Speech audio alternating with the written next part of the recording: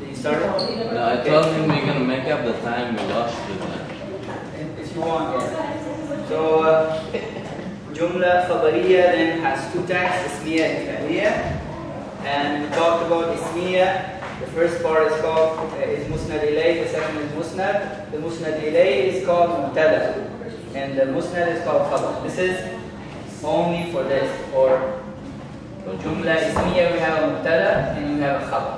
Okay? In Jumla Ismiya, we have a Mubtada, we have a Khabar. How do we know which one is Mubtada, which one is the Khabar? Figure out which one is Musnad Ilay, which one is Musnad. Whichever one is Musnad Ilay, that is a Mubtada. The other one is Khabar. In this case also, these two are examples, this one and this one.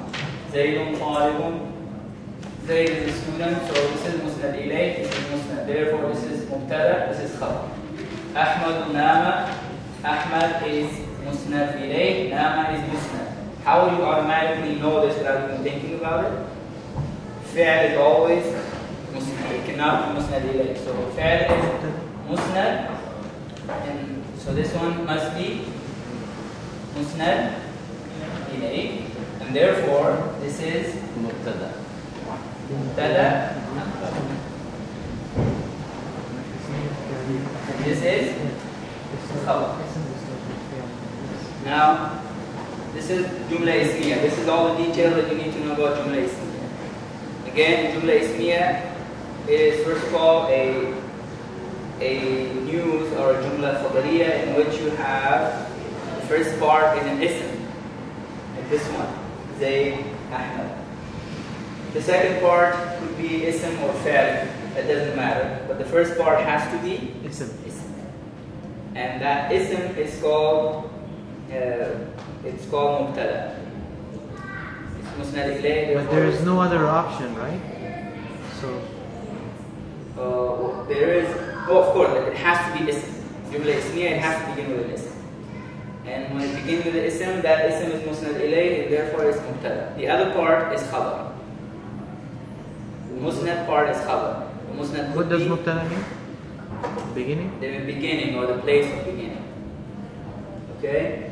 In Jumla Fi'liya, which begins with a fi'l or the verb, the first part is a fi'l, the second is an ism. The Musnad, obviously the fi'l has to be the Musnad, right? Fi'l cannot be Musnad Ilay, never. Fi'l is always Musnad. Fi'l is an attribute or an action that you relate to somebody or something. And therefore, So that's the Khabar? that's the Musnad, and the other part is the Musnad Ilay. We don't have Mubtada and Khabar in this case. In this case, we call it this. Musnad, we call it what it is, Fi'l. And Musnad Ilay, we call it what it is, Fa'il. Okay? The doer, right? The doer. So this is action, this is doer. Action, actor or doer of the action. So you see that in Jumla Ismiya, we have these names and this terminology. In Jumla Fi'liya, which is here, we have a different set of names and terminology.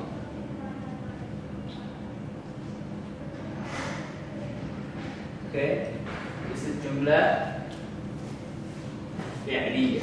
We have Jumla Ismiya and Jumla Fi'liya. The details of Jumla Fi'liya are as follows.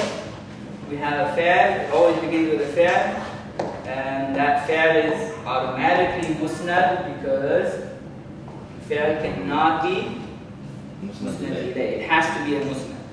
And once you determine that, then we call the fi'l what it is, fi'l. The other part, the thing to which you're relating the fi'l is called the fa'il.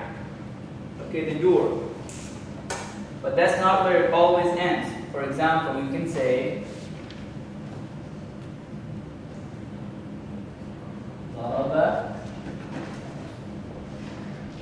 Zaydun Ahmad.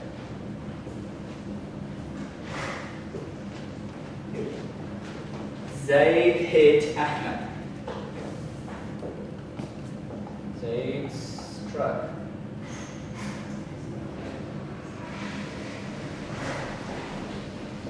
In this case, ضرب is musnad and therefore it's a fa'il, or it's a fa'il therefore it's musnad. Zayd is a fa'il, nur. Ahmad is maf'ul. Ahmad is called in this case maf'ul, the receiver of the action. Action, doer, receiver.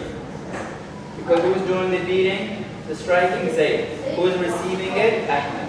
So Zayd, you say Zayd hit Ahmad, or Zayd struck Ahmad. So this is a jumla fi'liya. In this jumla fi'liya you have fa'il, fa'il, and maf'ul. In others you will only have fa'il and fa'il. Depending on what kind of fa'il it is, it could be either fa'il, fa'il, maf'ul, or fa'il, fa'il only. What does nama mean? Nama? Nama means slept. Ahmad slept. Oh, nama.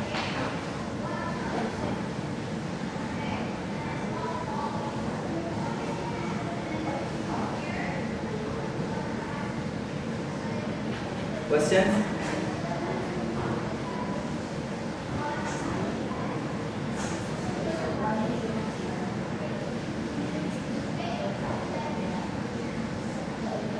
So repeat everything and to summarize it one more time. Whatever you see in Arabic will either be mufrad or murakkab. Mufrad is standalone, a word by itself. Ism, fi'l, harf. Either one of those three, if it's by itself, it's called mufrad. When you put those together, ism, fi'l, harf, it is the opposite of mufrad, which is called murakkab. Murakkab is either mufid or ghayr mufid. Mufid is when it conveys a complete meaning. Ghayr mufid is when it does not convey a complete meaning.